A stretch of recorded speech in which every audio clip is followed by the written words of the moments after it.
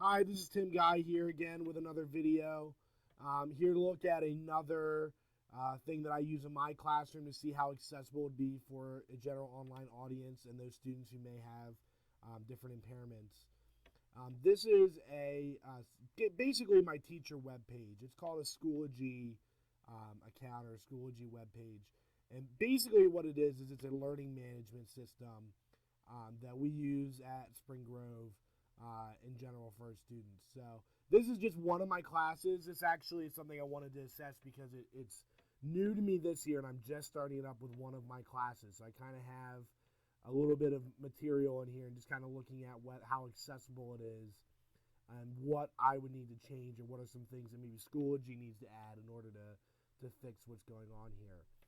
Just to give a little brief overview of what this looks like. So this is what a student would see when they go in on their page for the most part. They can see, for me, it's my whole grade book, where they can see what grades I give them. I don't use it as much for grades. You can give them different badges and stuff or whatever. But the main point of it is that it's a management system for different things I want them to do. So currently, this is a unit for pre-algebra that I have, where students can go in and they can kind of get access to some of the materials we're working. I have some stuff worked out in here. I have some little quizzes. I have some discussion posts. Almost kind of like what we're doing in this course for students. Just some little things they get access to. There's some videos in here that are linked for them to watch and get some ideas.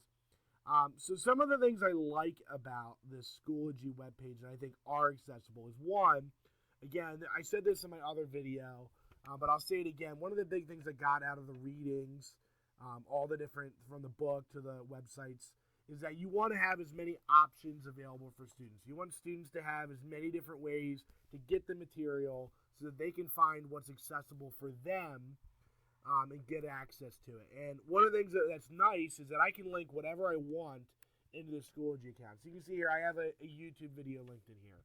So I can have videos that are available for students. I can have different Word documents I've made. And obviously, I could go through a whole accessibility of each Word document. But I have those set up so that students could use a reading device to go through those worksheets for them. I can link in different interactive activities that students might need that visual thing if they're auditory impaired, and they can see what's going on a little bit better.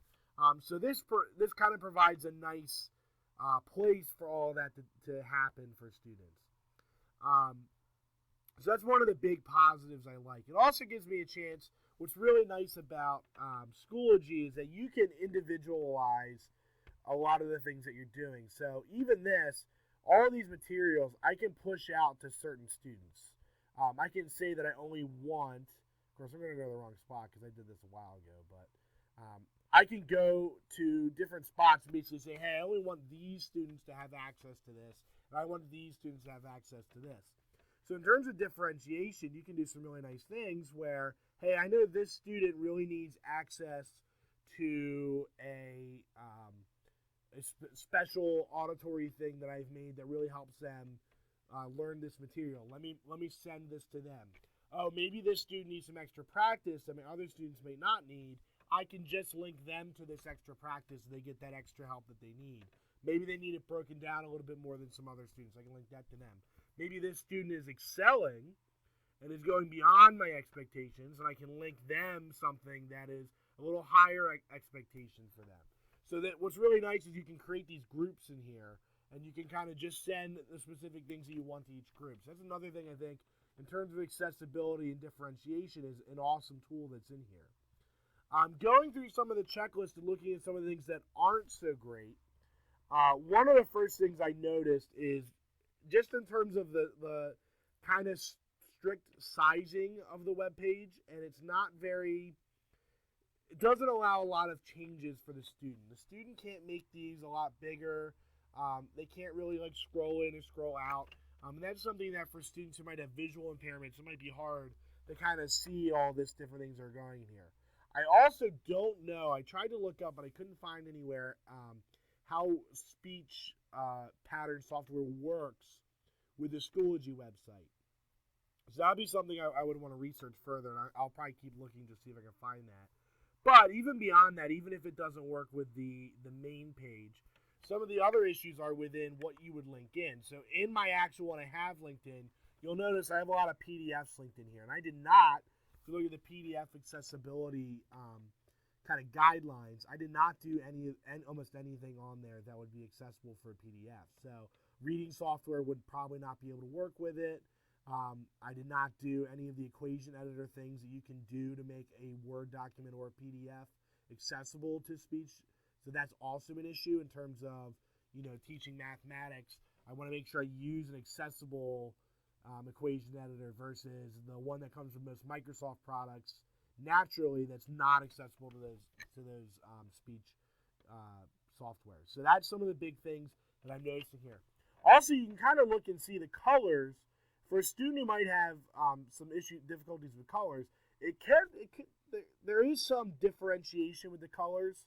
You could see the difference between them, but there's a lot of blues and greens. And also, like right down here, I made a folder that was white. How could a student, it's probably hard for a student to tell that there's a folder down here. That could definitely be an issue for some students. So those are some of the big things I'm seeing that I would need to make better. Probably just some better choices with my colors in here if I wanted to do that. I would want to make sure my individual things I linked in here. So here I even have a PowerPoint that, I just went through a whole video, if you watch another video about how to make a PowerPoint accessible. And this PowerPoint, I can tell you right now, it does not meet the accessibility requirements. I'm pretty sure this one, even the outline, wouldn't be very accessible. It has a lot of different things going on with it. So the speech software would have a lot of confusion. I didn't do anything with the pictures. So there's definitely a lot of things that I would need to work on to make this more accessible for those students in an online setting. Some of the other things, too, is that with these sort of question and answer sort of things, these where students have to write posts, I don't, a student would need to have some sort of, if they have an issue with typing or some sort of physical disability with their hands, they would need some sort of typing software in order to use this.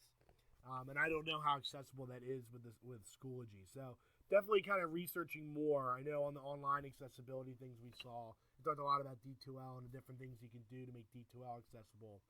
And there's definitely some questions I have. I'll have to research a little further about accessibility with Schoology. That might be something I try to talk about in the discussions here as well.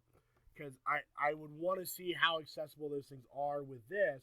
Otherwise, these discussion posts are something that kind of some students would get locked out of. They can't participate in the discussion and really kind of get into some of the things that I want to be talking about that go above and beyond just the general math that we're doing.